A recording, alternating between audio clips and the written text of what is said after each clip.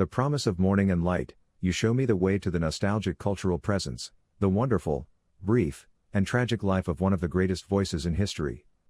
Welcome back, my friends, to another story on our channel. Considered by many as the greatest female voice in history, Karen Carpenter's story is one of immense talent and profound tragedy. When she needed help the most, her own family turned their backs on her. Together with her brother, she achieved worldwide fame, but her love life was a constant struggle. She passed away in the prime of her youth under mysterious circumstances, but her musical legacy will live on forever. This is the story of the Carpenters and the great tragedy of Karen Carpenter. Karen Carpenter was born on March 2, 1950, in New Haven, Connecticut, with her brother Richard born 4 years earlier on October 15, 1946. Their parents, Agnes and Harold Carpenter, were not affectionate, either with each other or with their children. It was clear that Richard was Agnes's favorite, a fact she did not hide from Karen. Their father had an extensive record collection, including rock, pop, soul, jazz, and classical music. Growing up surrounded by music profoundly influenced Karen and Richard. Their father ensured they received music lessons and learned to play instruments. Richard showed a remarkable talent for music from a young age, starting with the accordion before moving on to the piano. Karen, on the other hand, loved listening to old records but only developed an interest in playing instruments and singing during her teenage years. Wherever Richard went, Karen was always by his side. They were very close despite occasional sibling squabbles. Karen enjoyed playing baseball with neighborhood friends and was often picked before Richard for teams, which sometimes annoyed her brother. Their mother, Agnes, would scold Karen for upsetting Richard. These dynamics would later impact Karen's life. By the time Richard was 16, he had become an excellent pianist. Their parents were convinced that a professional music career awaited him. To support his dream, the family moved to Southern California in 1963, the heart of the music industry. Karen was reluctant to leave her friends behind, but her parents were determined to see Richard succeed.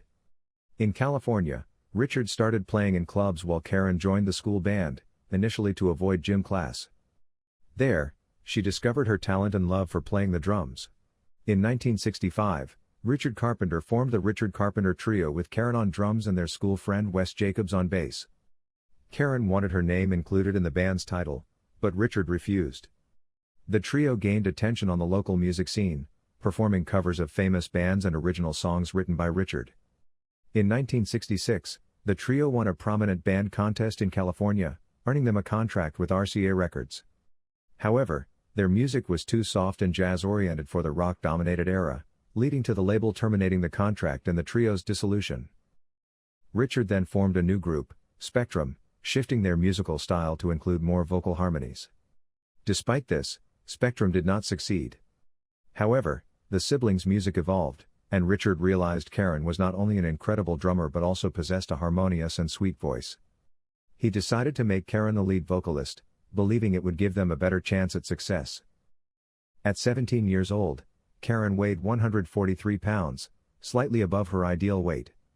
She started dieting, lost about 11 pounds, and received praise for her appearance. Despite this, she continued dieting and losing weight.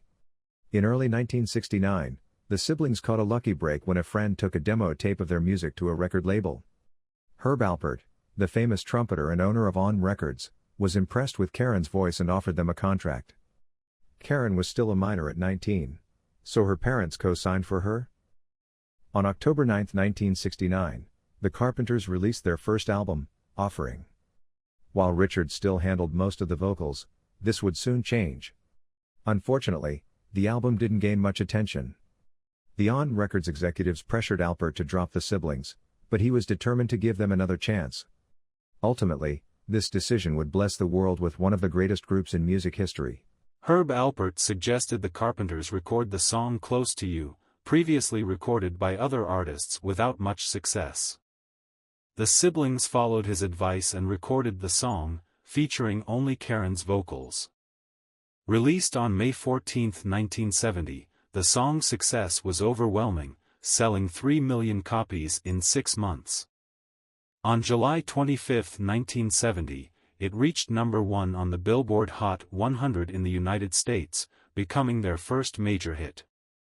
Later that year, inspired by a TV commercial about weddings, Richard composed We've Only Just Begun. Released on August 21, 1970, it was an instant success, reaching number 2 on the Billboard Hot 100 and earning the Carpenters 2 Grammy Awards in 1971. Within a year, the Carpenters achieved worldwide fame and became millionaires. In November 1970, Richard was inspired by a movie scene to record the song For All We Know. Released on January 15, 1971, it became another hit, reaching number 3 on the Billboard Hot 100. Following this, they released Rainy Days and Mondays and Superstar, both of which became major hits. These songs were included in their third album, Carpenters, released in May 1971. This album introduced the iconic Carpenters logo. Although Karen was the star of the group, she often stayed behind the drums during their shows. In 1971, due to criticism, Richard reluctantly agreed to have Karen perform at the front of the stage. Karen began to overshadow Richard as her talent became more evident.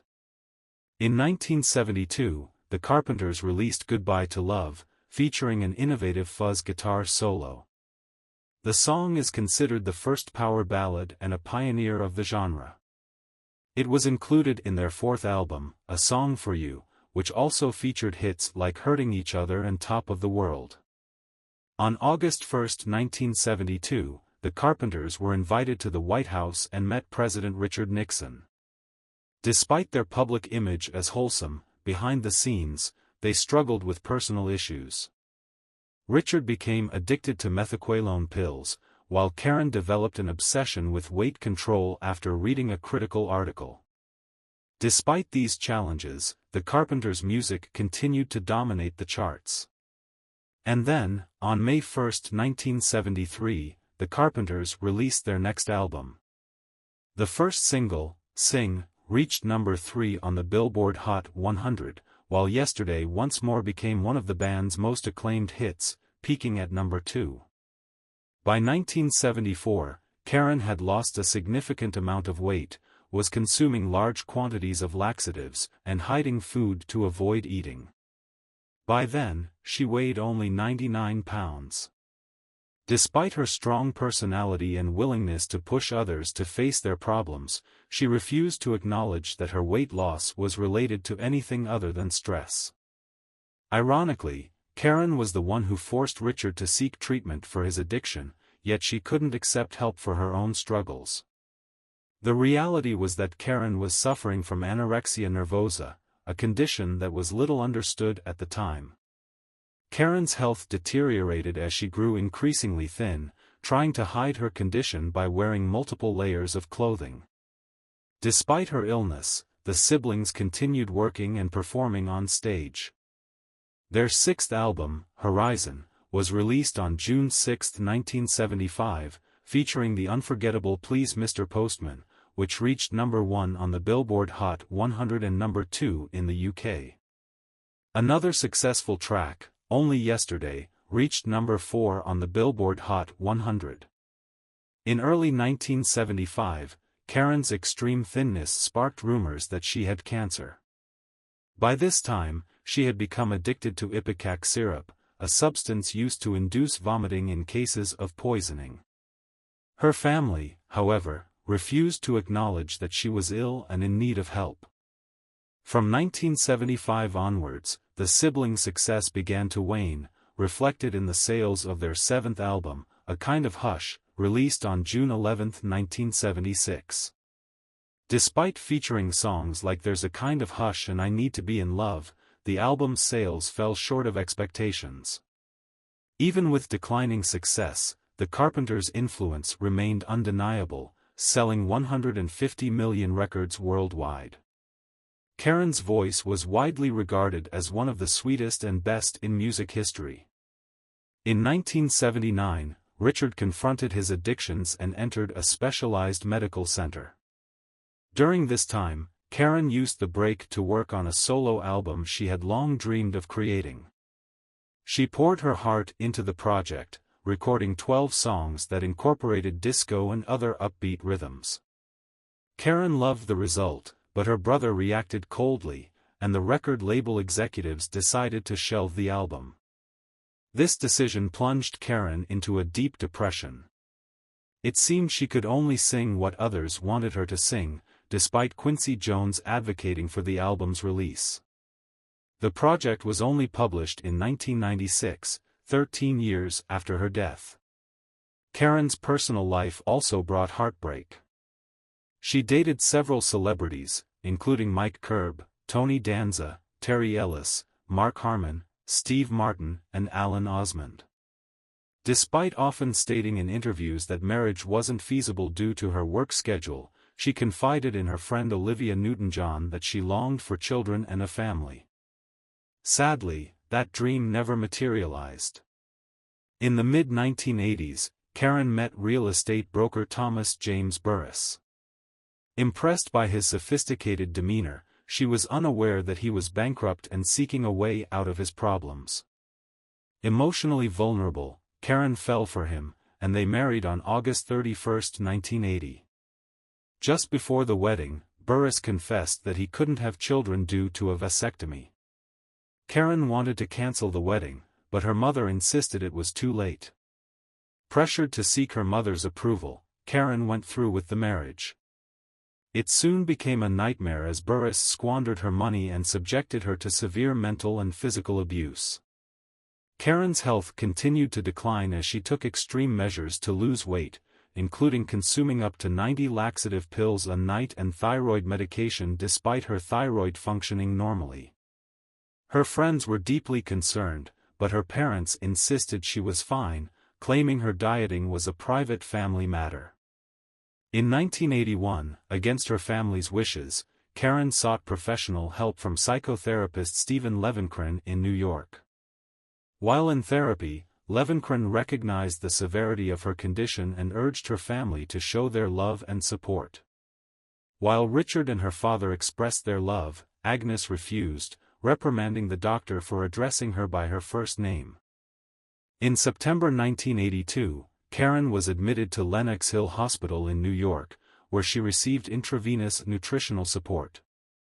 She gained some weight, but the rapid refeeding process strained her already weakened heart. On December 17, 1982, Karen performed for the last time at Buckley School in Sherman Oaks, California. On February 1, 1983, Karen met Richard to discuss new plans for the Carpenters. On February 3, she finalized her divorce from Burris. Tragically, on the morning of February 4, Agnes found Karen collapsed and lifeless on the floor. Karen was just 32 years old. Years of abuse from ipecac syrup had weakened her heart, leading to her untimely death. In 1989, CBS produced a film about Karen's life. However, Richard and Agnes refused to include scenes depicting Karen's longing for her mother's affection.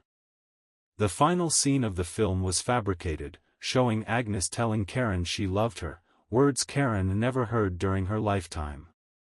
Karen Carpenter's story remains one of immense talent and profound tragedy, but her musical legacy endures, touching countless lives worldwide.